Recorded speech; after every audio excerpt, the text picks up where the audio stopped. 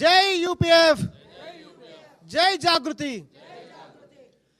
మనం ఈరోజు BC bill మీద చట్టసభలో 42% రిజర్వేషన్ కల్పించాలనేటువంటి ఉద్దేశంతో గత సంవత్సరాల కాలంగా జిల్లా పర్యటనలు మరి మండలాల పర్యటనలు సభలు సమావేశాలు చేసినప్పటికి కూడా మరి ప్రభుత్వాన్ని చెల్లించకపోవడం, ప్రభుత్వం ఇప్పటికి కూడా నిమ్మకు నీరెత్తినట్టుగా మరి తూతూ మంత్రంగా బిల్లు పెట్టేసి చేతులు దులుపుకునే ప్రయత్నం చేస్తున్న ప్రయత్నాన్ని వెంటగట్టడంలో తెలంగాణ జాగృతి అధ్యక్షురాలు శ్రీమతి శ్రీ కల్వకుంట్ల కవితమ్మ గారి నాయకత్వంలో యునైటెడ్ పూలే ఫ్రంట్ రాష్ట్రంలోని 120 కులాలపై చేరుకున్నటువంటి భాగస్వామ్యంతో ఏర్పడినటువంటి యూపీఎఫ్ ద్వారా మరి సభలు సమావేశం చేసుకుంటున్నాం.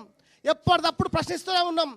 మరి అడుగుతున్నాం, సబ్బంట కులాలుగా రాజ్యాంగబద్ధంగా మాకు రావాల్సిన హక్కు ఇస్తా అని చెప్పినావు. కామారెడ్డిలో 23,600 చిల్లర ప్రజాపోస్టులు ఇస్తా అని చెప్పినావు. ఎక్కడ ఉన్నాయి అడుగుతున్నాం. ఇప్పటికి కూడా బుట్ట దాకలేనట్టుగా మేము ఇస్తా అంటున్నాం. ఎక్కడిస్తావు? పార్టీకి వెళ్ళిస్తావా? మరి ఏ కులాలకు ఇస్తున్నావు? ఎక్కడిస్తున్నావు చెప్పాల్సిన అవసరం ఉంది. యూపీఎఫ్ ద్వారా జాగృతి అధ్యక్షుల ద్వారా గ్రామాల వారి లెక్కలు పెట్టమని చెప్పినాం.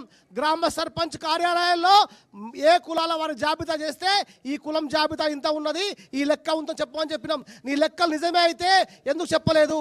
లెక్కలు నిజమైన విషయాన్ని చెప్పకపోగా ఇప్పుడు కూడా కాలయాపన చేస్తున్నావు. కాంగ్రెస్ ప్రభుత్వం ఖచ్చితంగా చెప్తున్నాం, నువ్వు ఇస్తావా తెస్తావా తెలియదు మాకు. రాజ్యాంగబద్ధంగా 42% రిజర్వేషన్ తెచ్చినాకనే ఎలక్షన్కి పోవాలి.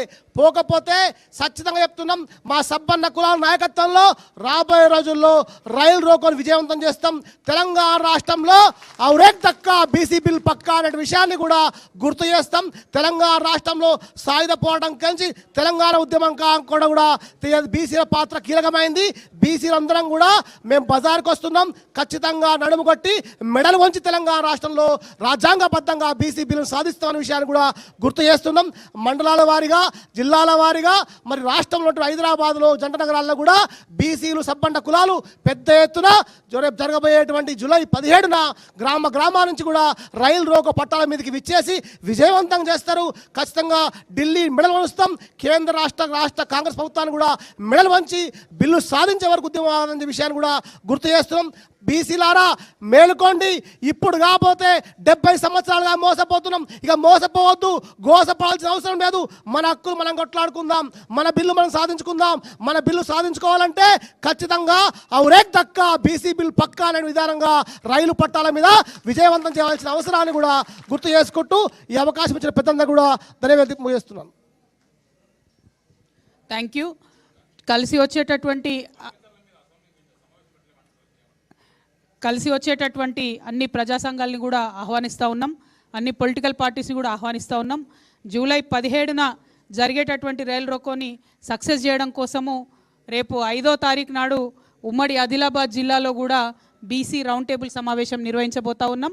ఆ బీసీ రౌండ్ టేబుల్ సమావేశాన్ని కూడా విజయవంతం చేయవలసిందిగా ఉమ్మడి ఆదిలాబాద్ జిల్లా ప్రజలందరినీ కూడా విజ్ఞప్తి చేస్తున్నాం.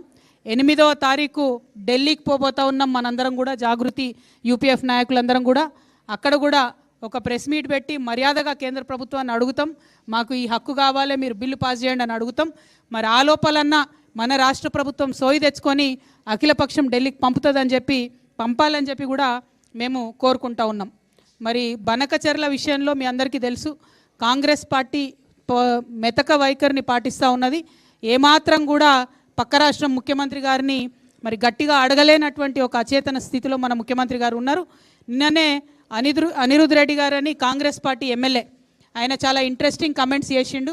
ఏమన్నారంటే, కేవలం బనకచెర్ల అనేటటువంటిది కాంట్రాక్టర్ల కోసం కడుతున్నటువంటి ఒక ప్రాజెక్టు, అదే కాంట్రాక్టర్లు అదే చంద్రబాబు నాయుడు గారి కోవట్లు, ఆయన మాటలు నాయి కాదు, అదే చంద్రబాబు నాయుడు గారి కోవట్లు తెలంగాణలో కూడా మోపైనరు, ప్రాజెక్టులన్నీ వాళ్ళకే వస్తున్నాయని పాపం కాంగ్రెస్ పార్టీ ఎమ్మెల్యే ఆయన గోడు ఎల్లబోసుకున్నాడు. మరి అది వినన్నా గౌరవ ముఖ్యమంత్రి గారు తక్షణమే బనకచెర్ల మీద పోరాటం చేయాలని కూడా మేము డిమాండ్ చేస్తున్నాం.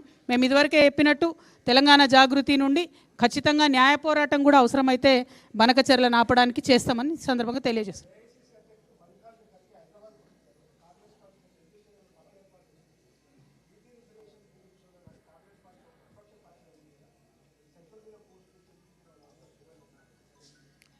రామ్లన్న ఇప్పటిదాకా అదే చెప్పిన నేను. సోనియా గాంధీ గారు, రాహుల్ గాంధీ గారు, ప్రియాంక గాంధీ గారు, మల్లికార్జున్ ఖర్గే గారు వీళ్ళందరూ